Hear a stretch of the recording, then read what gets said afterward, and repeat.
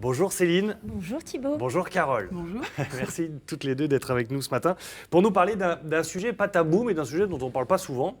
C'est comment avoir une vie sexuelle normale lorsque l'on a une maladie diagnostiquée.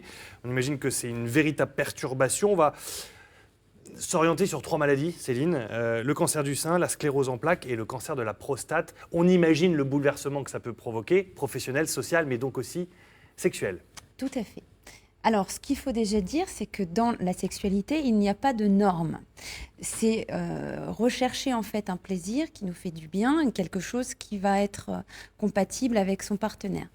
Ce qu'il faut comprendre, c'est que tout le monde peut être touché un jour par la maladie. Et que qui dit maladie ne dit pas obligation d'arrêter la vie sexuelle. Bien au contraire, avoir une vie sexuelle, c'est bon pour la santé.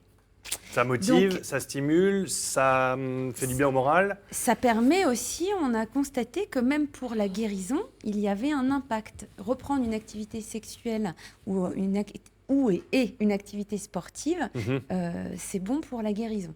Donc effectivement, ce matin, on a décidé de passer vite fait sur 3 pathologies. La sclérose en plaques, pourquoi ? Parce que ça touche les hommes et les femmes, que ça peut arriver à n'importe quel âge, que c'est une maladie neurologique et que je vais demander à Carole va prendre le relais. Voilà, que en fait...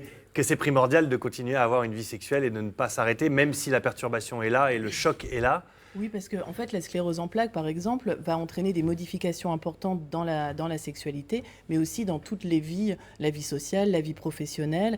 Et c'est important, du coup, de pouvoir se tourner vers son partenaire pour pouvoir avoir une vie sexuelle satisfaisante. Ça permet d'augmenter l'estime de soi. Et au moment de l'annonce de la maladie, tout comme au moment de l'évolution, parce que c'est une maladie qui évolue par poussée, on a besoin de se retrouver. Et le fait d'avoir une sexualité épanouie, ça permet justement, ça fait partie de la guérison aussi, de se sentir mieux. Alors le problème, c'est qu'on n'y peut rien, j'imagine. C'est pas volontaire. Le choc doit être Non. tel que du coup, Alors, on il y a pense à autre chose, quoi. le choc de l'annonce, comme le disait tout à l'heure Céline, mais il y a aussi après les différents traitements qui peuvent entraîner des modifications dans la vie sexuelle. Alors, c'est vrai par exemple aussi pour le cancer du sein, dont on a choisi de prendre l'exemple. Les femmes ont des traitements, de la chimiothérapie, ça peut faire tomber les cheveux. Une opération, donc une femme peut se retrouver amputée d'un sein. Donc c'est toute la symbolique féminine là qui peut être touchée. Donc ces femmes-là ont vraiment besoin, à un moment donné, de parler. Et maintenant, je pense que dans les différents services d'oncologie, il y a des gens qui sont là pour écouter ces femmes-là et pour leur donner des solutions. Il y a des petites modifications à faire dans la sexualité. Dans le cadre du cancer du sein, quel rôle peut avoir le partenaire, en l'occurrence, pour essayer d'accompagner cette reprise de confiance en soi ? La sexualité ne se résume pas uniquement à un acte mécanique, oui. d'accord ? C'est aussi la tendresse, c'est prendre confiance. Et ce qu'il faut comprendre aussi, c'est que lorsqu'il y a un trouble, forcément, il va y avoir un impact sur 2 personnes, sur un couple. Parfois même, ça peut être le partenaire qui peut se trouver dans une situation inconfortable parce qu'il a peur de faire mal, parce qu'il a trop nursé, entre guillemets, et il y a un autre lien qui s'est créé. Mais je pense qu'il faut se réapproprier son corps. Il faut, si c'est douloureux, si on a des modifications, tout ça, il faut en parler. Il ne faut surtout pas rester isolé. Il faut continuer à avoir de la tendresse, à avoir des caresses, à avoir toutes ces choses-là pour... qu'il y ait toujours cette complicité sous la couette, n'est-ce pas, Julien ? Julien s'amuse à passer les Julien images en s'amuse. attendant. J'ai cru Mais que ça permet c'était des d'illustrer. photos de... Voilà. Ça permet d'illustrer. C'est pas des souvenirs de vacances.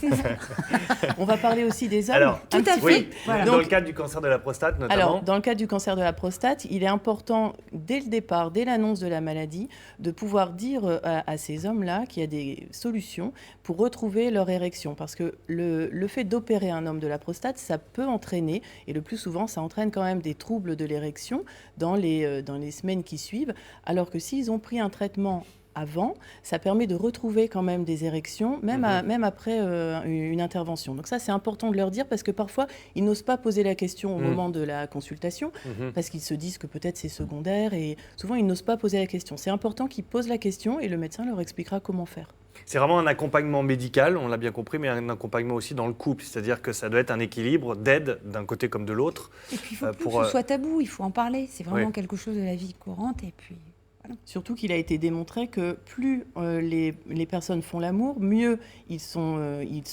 Et ça favorise aussi le sommeil. Ça a un effet anxiolytique, le fait d'avoir des rapports sexuels réguliers. Très bien. Écoutez, je pense que le message est passé, il faut en parler et ne pas avoir peur d'en parler surtout, pour essayer d'accompagner effectivement l'annonce de ce choc d'une maladie comme celle que l'on vient de parler. Merci à toutes les deux d'avoir remonté le moral sûrement peut-être à des gens qui nous regardent.